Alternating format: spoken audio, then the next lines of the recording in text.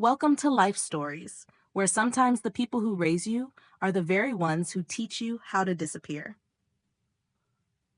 What if the greatest betrayal doesn't come from strangers, but from the people who call you family? What if the price of peace is everything you've ever known? In today's story, we follow the quiet unraveling of a woman who gave everything: her time, her money, her dreams, for a family that never saw her. And when she finally said no, the people who depended on her most turned their backs. But what they didn't expect was that she'd never turn back around. This is a story about silence, sacrifice, and the painful beauty of starting over. Stay with us. You might see parts of yourself in the choices she had to make. Let's begin. The radiator in Natalie Grant's apartment let out a tired hiss, barely warming the corners of the tiny space she now called home. Outside, Chicago's late autumn wind howled like it had bones to pick with every window it touched. She lay curled up on a scuffed leather couch she'd bought off Facebook Marketplace, a cup of peppermint tea going lukewarm in her hand. The city lights flickered through the blinds, casting stripes across her bare walls. No family photos, no childhood memories. Just light, shadow, and quiet. Her phone vibrated for the sixth time in an hour. Mom? Again. Natalie didn't need to read the message. She already knew the script. You know we're barely getting by without your help. Jake's trying, but things are still hard. Don't punish your father like this. His back's acting up again. And then always at the end. If you still care about us, please call back. She didn't. She didn't call, didn't reply. She just sat there listening to the quiet buzz and took another sip of tea. It had been 7 months since she walked out of her parents' house in suburban Ohio. Not in rage, not with slammed doors or shouting matches, but with the eerie calm of someone who had died a long time ago and finally realized she was still breathing. For a decade, she had been the engine that kept a crumbling household running. Natalie, the good daughter. Natalie, the full scholarship financial analyst. Natalie, the dependable one, who wired money with no questions asked, even when it meant skipping her own rent. While Jake, her older brother by 4 years, bounced from job to job, barista, music teacher, tattoo apprentice, back to unemployed, their mother, Margaret, called him a free spirit, and Ronald, their father, defended him like he'd served overseas instead of sleeping on their couch. Natalie never asked for much. Not for praise, not for recognition. But she remembered, with disturbing clarity, the time she announced her promotion at an investment firm in Chicago, and her mother had replied, "That's great, sweetheart, but Jake's thinking of launching his own art podcast. Isn't that exciting?" It wasn't jealousy that burned. It was the realization that her value had always been measured by how much she could give, not who she was. Natalie had stayed silent until the weight began crushing her ribs at night. The migraines, the insomnia, the moments at the grocery store when her card got declined because she had just paid for her father's dental surgery, and Jake's online branding course. She didn't tell them when she moved out. She simply stopped showing up. But even in silence, the rope they tied around her throat kept tugging. The guilt, the fear. The memory of her mother crying after a foreclosure notice arrived years ago. Back then, Natalie had saved the house with a single wire transfer, and every time after that, they knew she would again, until she didn't. A week ago, her father had left a voicemail. He wasn't asking anymore. He was warning. "We're in trouble with the bank again. This house, your childhood home, it could be gone by winter. Just think about that, Natalie." She had thought about it every night, and still, she stayed silent. Tonight, though, something gnawed at her. She grabbed her laptop from the floor and opened the banking portal she hadn't touched in months, the account she used to send all her help. As the screen loaded, she felt her stomach twist. Transaction history. Last full mortgage payment, 8 months ago. 3 months of transfers from her account followed, but none marked for the mortgage. $3,000 gone. Used for something else. Her fingers went cold on the trackpad. She pulled up her own bank records to double-check. The dates matched. She had sent the money, but they hadn't used it to save the house. She stared at the screen. heart pounding in her ears. What had they done with it? Groceries? A vacation? Jake's new iPad she'd seen on his Instagram in June? The betrayal wasn't in the amount. It was in the silence. She reached for her phone, hands trembling, and dialed the bank listed on the mortgage. The woman on the other end of the line, polite, distant, confirmed it. The last mortgage payment was made in March. The account is now flagged for pre-foreclosure. Natalie sat frozen. They had lied. Her parents, her brother, all of them. They hadn't just taken her money. They had let her believe she was the one saving them. All the while, they'd let the house slip away behind her back. Later that night, she lay on her couch, staring at the ceiling. The peppermint tea now cold, untouched. Her phone buzzed again. Another message from Mom. She didn't open it. Instead, she pulled up the contact thread, tapped block under her mother's name, then her father's, then Jake's, and then she sat in the silence shaking. Not from fear, not from guilt, but from something unfamiliar and terrifyingly strong, resolve. Still, a whisper of doubt coiled in the corner of her mind. What if they were desperate? What if the money went to something else they thought was urgent? What if this ruins them? But deep down, Natalie knew. If she opened that door again, even an inch, they'd wedge their way back in with more needs, more emergencies, more manipulations. And she had finally learned. Some families don't want love. They want loyalty, without limits. Have you ever been expected to carry the weight of others while your own needs were ignored? Do you believe cutting ties with family can ever truly bring peace? Or does it only change the shape of the guilt?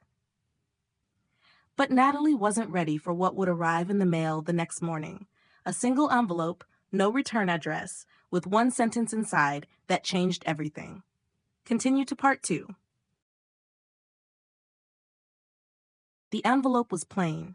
No logo, no return address, just her name written in blue ink with a strange, almost childlike neatness. Natalie stared at it for a full minute, standing in the dim hallway outside her apartment, groceries still dangling from her wrist. Her first thought, spam. Her second, a prank. But her name, Natalie Grant, was spelled exactly right. Not even her mother got it right half the time. She brought it inside and placed it on the kitchen counter next to the empty tea mug from the night before. For some reason, she didn't open it immediately. Something about the envelope felt wrong, like it carried weight beyond its paper. She unpacked the groceries, made herself a grilled cheese, even folded a load of laundry before finally peeling the flap open. Inside was a single sheet of white paper, typed, no greeting, no signature, just one sentence. Ask Jake what he did with the money. Her breath caught. There was no context, no explanation. But she didn't need one. She knew. Her hands tightened around the paper until the corners crumpled slightly. This wasn't guilt. This wasn't panic. This was rage. For years, she had been told Jake was trying, that he was sensitive, creative, misunderstood, that she, well-paid, practical, and not emotional like your brother, should be the one to make things easier for everyone else. But someone out there knew. Someone had been watching. And someone wanted her to know.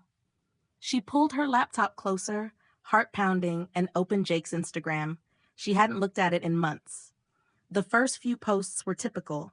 Abstract art sketches, melancholic quotes, his face in dramatic lighting, but then her eyes locked onto a carousel post from 4 months ago. Studio launch day? Grateful to finally open my creative space. This wouldn't be possible without the people who believe in me. Photos followed. A clean, loft-style space. Polished floors, large windows, a brand new Mac setup. A studio. The caption ended with 3 words that made Natalie feel like someone had carved a line through her chest. Funded with love. She had wired him $1,500 the week before that post. Her mother had said it was for their water heater. Jake had said nothing. The betrayal cracked something in her, not because it was new, but because it was calculated. They had orchestrated this. And what stung most wasn't the money. It was that he hadn't even bothered to lie well. He posted it like he'd earned it, as if funded with love was a ribbon she'd tied around his dreams. She could still hear her mother's voice, gentle and manipulative. It's only temporary. He's trying, Nat. You don't want to be the reason he gives up again, do you? And now she saw it for what it truly was. Not love, not family, but emotional extortion. She closed the laptop and sat down at the edge of her bed, the city noise humming just beyond her windows. For so long, she had clung to the hope that maybe one day, if she just gave enough, did enough, held on long enough, they'd change. They'd see her. They'd love her not for what she gave, but for who she was. But now, even that fragile hope had shattered. And yet, beneath the fury, something deeper stirred. Shame. Because she hadn't just been fooled. She had enabled them. She had made it easy. She had said yes when she should have walked away. She didn't know who had sent the note, but it cracked open something she hadn't dared face. What if Jake never needed saving? What if he just needed someone willing to be used? The phone rang, as if summoned by the storm inside her. She looked at the screen, blocked. But the voicemail icon popped up seconds later. She hit play. Her mother's voice, tired but sharp. I know you think we took advantage. That's your narrative now. But you don't see everything. Jake, he's not okay. He told us what you said last time. He hasn't left the house in 3 days. Your dad and I are trying to hold this family together, but your bitterness is pulling everything apart. You're not the victim here, Natalie. Families don't keep score. They show up. Natalie let the silence drag on after the message ended. No apology, no explanation, just guilt, just a rewrite of her reality. She remembered a therapist once telling her, sometimes the most dangerous people are the ones who don't seem dangerous at all, because they make you question your own sanity. She had brushed it off back then, but now it felt like prophecy. And still, her chest ached, not just from hurt, but from the loss of something primal. What do you do when the people who raised you become strangers you wouldn't trust to borrow your umbrella? What do you do when the definition of family no longer fits? That night, as wind swept through the alley behind her building, Natalie pulled the note from the trash, smoothed it out, and read it again. Asked Jake what he did with the money. She opened her email and began typing. Subject line, you owe me the truth. To Jake Grant. Body, I know about the studio. I know where the money went. You lied to me, and so did they. But I want to hear it from you. I want to know why. Just once. Tell me the truth. She hovered over send. Her thumb trembled. Then she clicked. And for the first time, she didn't feel like the obedient daughter. She felt like someone reclaiming the narrative. What would you do if someone you loved built their dreams on a lie you paid for? Don't miss what Jake reveals next, because Natalie isn't the only one hiding something. Continue to part 3. Jake replied the next morning. It wasn't long. No dramatic apology, no desperate plea, just a subject line. You were never supposed to know. And a body that read, Natalie, I didn't mean to lie. I didn't think you'd care if you knew. You always handled things. You were always fine. I never asked because you always gave. Mom and Dad thought it was better that way. Cleaner. I'm sorry.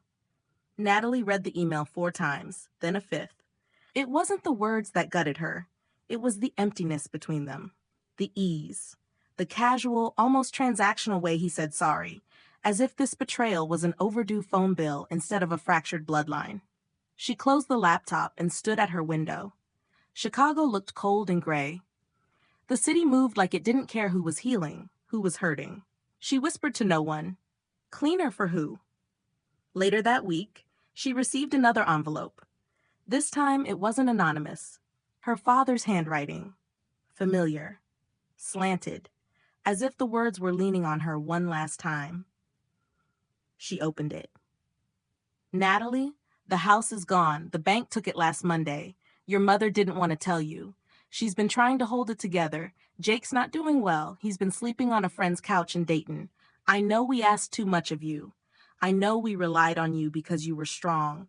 Maybe we mistook silence for willingness. I'm sorry. I wish I could say it in person, but I don't think you'd want to hear it. Take care of yourself. Dad.